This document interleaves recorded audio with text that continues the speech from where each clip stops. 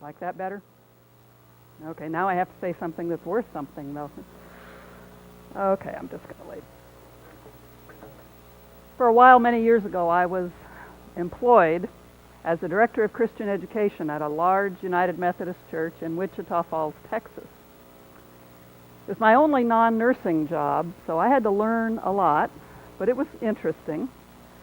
One of the more memorable events from that time in my life was a mystery ramble that I helped develop for the youth group.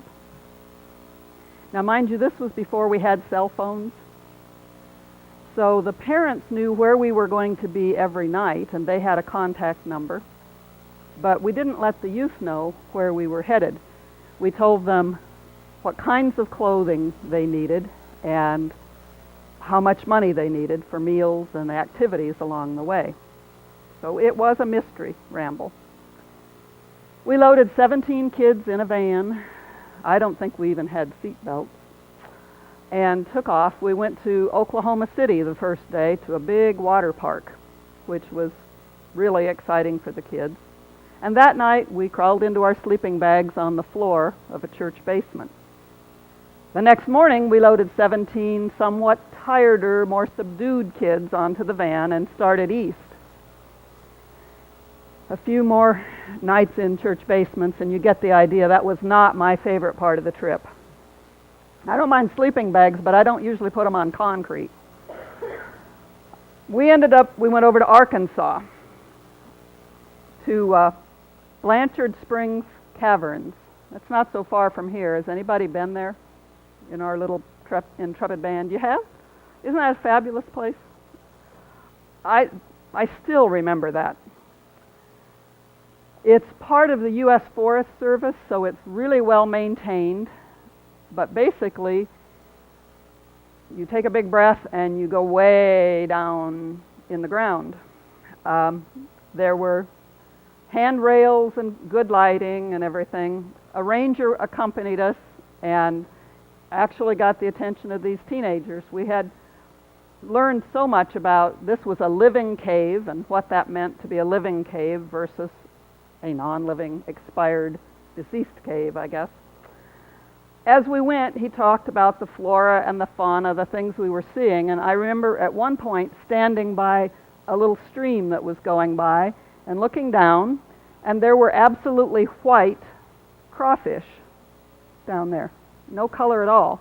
And the ranger said they were also blind because they had never seen the light of day and hadn't developed their optic nerve. So we learned all kinds of interesting things, and as we got deeper and deeper, it got colder and colder and damper, and pretty soon we were hanging on to that hand railing, even the kids, because the steps were getting kind of wet, rock that they'd carved out. And at one point the ranger told us to grab hold of that hand railing and turn to our right and kind of get our feet planted, get comfortable, because he was going to turn off the light. And he said, I don't want any of you kids pulling out pocket flashlights or anything, because I want you to have a few minutes to let your eyes get accustomed to total darkness. And he guaranteed us we've never seen anything like that before. I still just get goosebumps. It was the most uncanny thing. You couldn't even make enough breeze down there to feel yourself in front of your nose on your face. And afterwards we talked about it, and every one of us had felt like we were falling through darkness because there's no perspective of anything. And he had promised us it would only be a few seconds, and then he struck a match. And in that dark, dark cave, that tiny little flame made all the difference. We could see enough of each other and the railing in front of us that we knew we hadn't fallen into that deep pit that was down on the other side of that railing. That tiny light was brilliant in the darkness. That's what Paul's writing about in this letter, the verses that Mark read. I learned that this letter we call it the book of Ephesians. They don't actually know that it was written to the new believers at Ephesus, but It makes sense that it would be. Ephesus was a big city, metropolitan, lots of different cultures and populations and religions. They worship many deities. I know we've all heard of the great temple of Artemis. That was in Ephesus. So it would have made sense that the tiny little band of new Christians there could have used a letter from Paul with some instructions. It's only 6 short chapters, and the first 3 chapters teach the new Christians about the belief of Christians. And then the last 3 chapters teach them how to behave as Christians. One of my Bibles describes it differently. It calls the first 3 chapters the Christian's wealth, what we inherit from our Father, what makes us rich, and the last 3 chapters about the Christian's walk. But I wanted to just work through these verses. If you want to follow along, and you've got it in your bulletin, but otherwise it's on page 1159 of the Pew Bible. So I just had a few thoughts on each of the verses. Verse 8 is really quite clear. It says, we were once darkness. It doesn't say we were in darkness, we were darkness. Past tense, over, done. We have found Christ, so we are now light. Paul doesn't say at this point that we are of the light. He says we are light. That's kind of powerful. God is light and we are children of God, so therefore we too are light. In poking around, I actually came across John Wesley's commentary on this verse, and I thought you'd like to know a little Methodism here. He wrote that this means to walk as suitable to your present knowledge. Now, I can remember and imagine that back before we became so afraid of harming a child's self-esteem, I might have been told, Lyn, you know better than that. I was expected to behave to the best of my present knowledge, and doggone if that expectation just didn't keep getting higher. So I think in verse 8, the Apostle Paul is telling us we are light and we should behave as light. Then verse 9 tells us the 3 qualities which Paul calls the fruit of the light: goodness, righteousness, and truthfulness. This echoes what he says in Galatians, the same chapter 5 in Galatians, where he talks about love, patience, kindness, goodness, gentleness, and self-control, faithfulness. So this is the same important message to 2 new churches, at Galatia and at Ephesus, and he uses 2 terms for God. One is the Holy Spirit, and then in Ephesians he calls it light. So we're told to live according to our understanding of God. Going on, verse 10 tells us how to live as children of God, and I thought that was pretty cool, where it says, find out what is pleasing to the Lord. When you think about that, our children learn that way, don't they? They learn a lot of things we teach them, but they also learn some things we don't intend to teach them. They learn, as infants even, to discern whether their parent is happy or sad by their posture, their tone of voice, their expressions. Haven't you seen a become fussy when mom and dad are having a discussion that sometimes escalates into loud, angry voices? The baby also becomes loud. They learn by watching us. They go off to school and they learn how to please the teacher the same way. They study the adults in their lives to learn what gets them smiles, hugs, and gentle voices, and that's how they behave. So I'm kind of thinking we should probably follow that example, what Paul is telling us and what our own experience with children tell us, that we should learn what pleases the Lord the same way, through prayer and Bible study, gathering with other Christians. Learn what pleases the Lord. And then we gradually become more like God.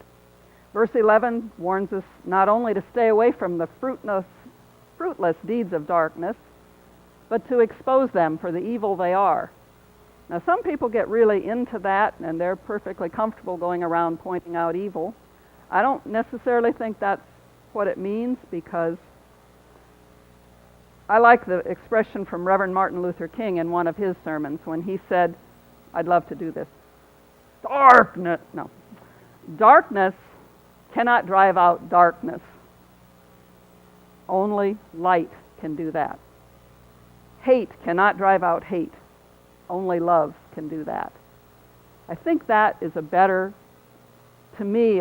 understanding of what Paul is telling us to do.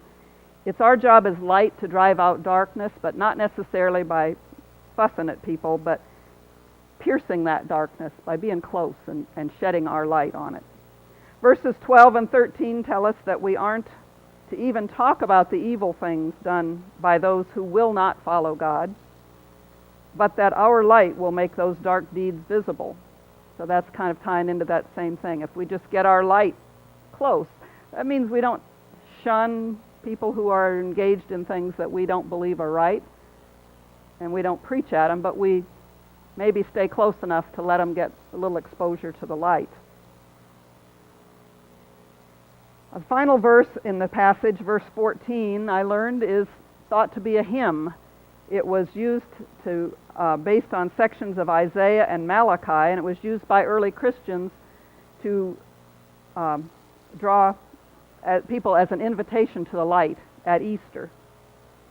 And the place that I was reading that said that's the only place that hymn is saved, is in that particular part of Ephesians. So now I want to go back just for a few minutes and concentrate on the fruit of the life that was listed in verse 9. Goodness, righteousness, and truthfulness. Because there are some differences between those three. They're all fruit that we want to develop. Goodness is how we relate to other people. Our behavior will reflect the light that we have from the Lord. It's just like that match that the ranger lit back in the cave, and our little lights will shine, will brighten everything around us. Our day-to-day light makes a difference and can draw others to this light. And I like the story that I found about Ben Franklin.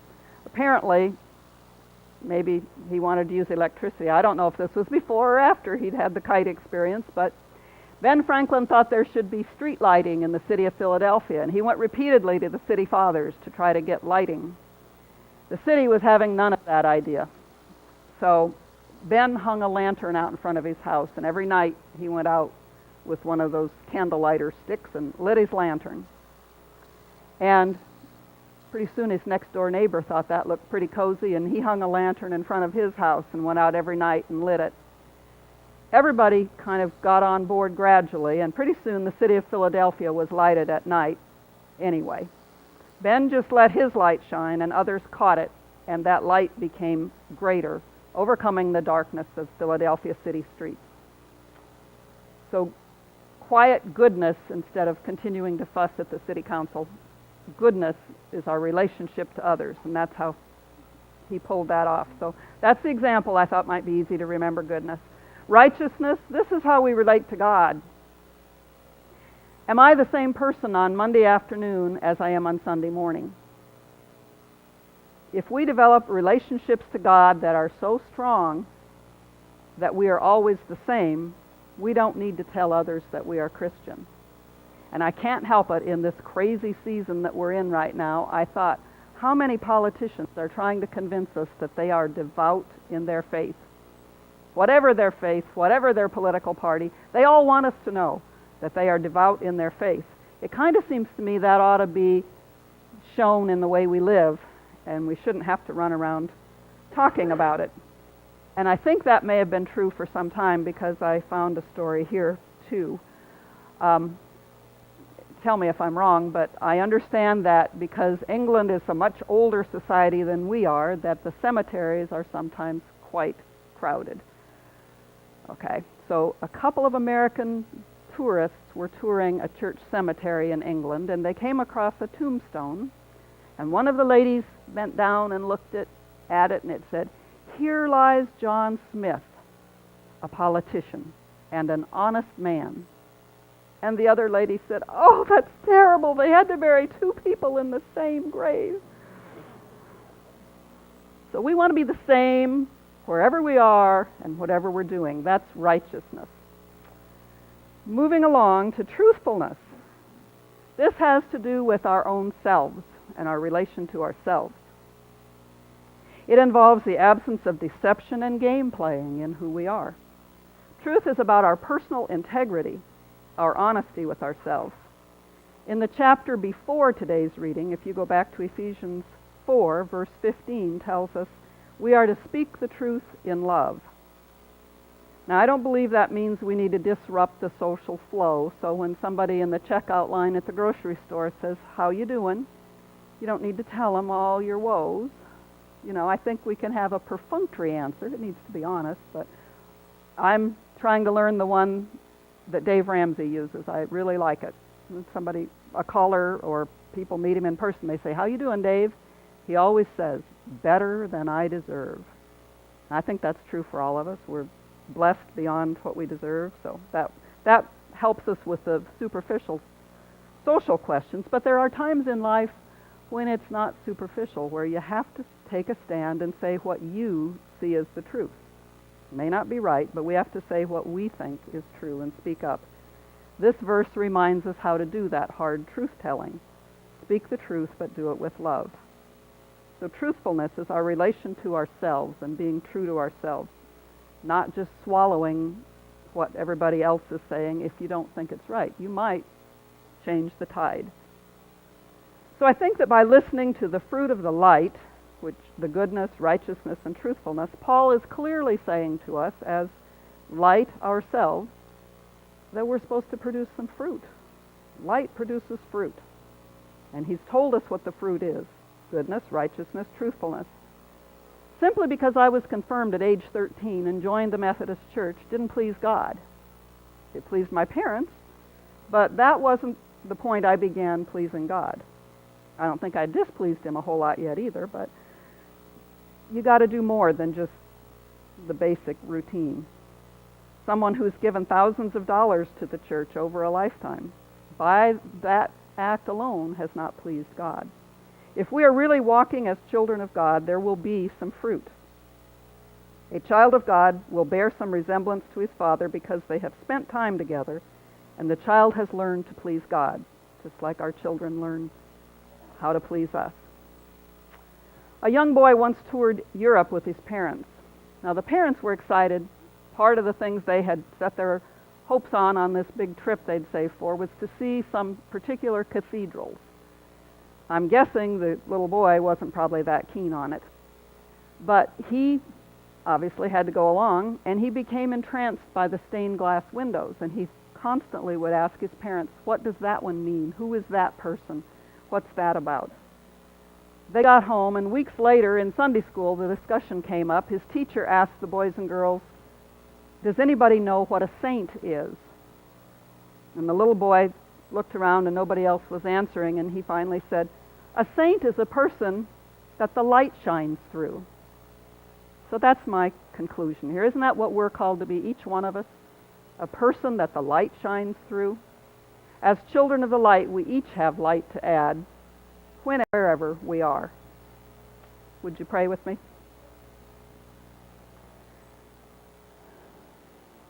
Father, sometimes the world seems very dark, and we can become discouraged.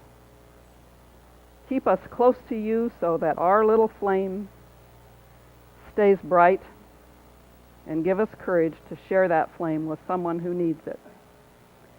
May all your children someday shine for your glory. Amen. Thank you, Lynn.